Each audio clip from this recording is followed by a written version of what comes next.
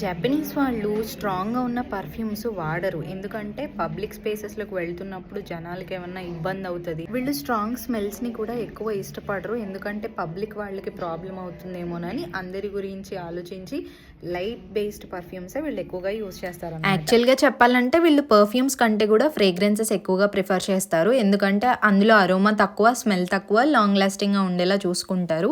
So నేనైతే అసలు ఎలా ఉంటాయో చూద్దామని చెప్పేసి యాన్ ఫ్రేగ్రెన్స్ అని చెప్పేసి ఒక స్టోర్కి వచ్చాను. లోపల అంబియన్స్ అయితే ఎక్సలెంట్గా ఉంది. ఇక్కడ యాక్చువల్గా కస్టమైజ్డ్ ఫ్రేగ్రెన్సెస్ చేసి నేనైతే ఒక 2 ఫ్రేగ్రెన్స్లు కస్టమైజ్ చేయమని అడిగాను. సో వెంటనే లోపలికి తీసుకెళ్ళి అక్కడ వాళ్ళ దగ్గర ఉన్న రకరకాల ఫ్రేగ్రెన్స్లు చూపించారనమాట. మొత్తం 37 రకాలు ఉన్నాయి. ఫస్ట్ 2 షీట్స్ ఇచ్చి అందులో 5 పిక్ చేసుకోమన్నారు. అందులో నుంచి బెస్ట్ తర్వాత పిక్ చేసుకోమని చెప్పారు. మేము మొత్తం 5 సెలెక్ట్ చేసుకోవాలి. సో 5ని సర్కిల్ చేసాము. అన్నిట్లో నాకు బాగా నచ్చింది స్వీటీ బూగి ఊగి అంట.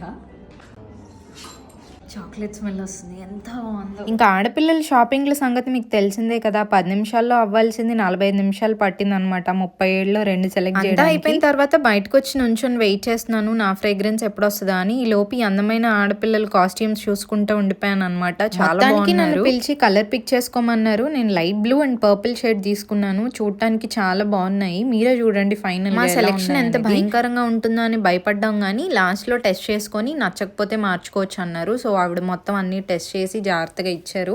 స్మెల్ అయితే ఎక్సలెంట్గా ఉంది. ఒకటేమో చాక్లెట్ అండ్ క్యాండీ స్మెల్, నాకైతే అది బాగా ఫైనల్గా నా ఫ్రేగ్రెన్స్ అయితే వచ్చేసింది. అసలు చూసారా కాంబినేషన్ ఎంత బాగున్నాయో, కలర్స్ నాకు బాగా నచ్చింది. అన్నీ అయిపోయాయి. ఇప్పుడు బయట సోక్ చేయాలి కాబట్టి ఆ ఫ్రేగ్రెన్స్ డబ్బా మీద మన పేరు అలాగే ఫాంట్ కావాలన్నారు. సో నా పేరు రాసిచ్చాను, ఫాంట్ సెలెక్ట్ చేసుకున్నాను.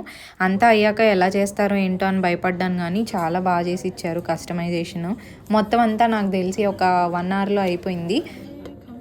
ఇంకా సోదా ఆపేసి నా జెన్యూన్ రివ్యూ ఇస్తాను. అతిథి మర్యాదలతో పాటు ఫ్రేగ్రెన్స్ కూడా చాలా అద్భుతంగా ఉంది. ఇంకా నా వార్డ్రోబ్ అంతా మొత్తం చాక్లెట్ స్మెల్లే వస్తుంది. జపాన్కి ఎవరైనా వస్తున్నా లేదా జపాన్లో ఉన్న వాళ్ళు ఎవరైనా దీన్ని ట్రై చేయాలనుకుంటే డెఫినెట్లీ ఈ స్టోర్ని విజిట్ చేయండి. డీటెయిల్స్ అన్ని డిస్క్రిప్షన్లో మెన్షన్ చేస్తాను. అలాగే నా సోది నచ్చితే లైక్ చేసి షేర్ చేసి ఫాలో అయిపోవడం మాత్రం మర్చిపోకండి. Bye bye.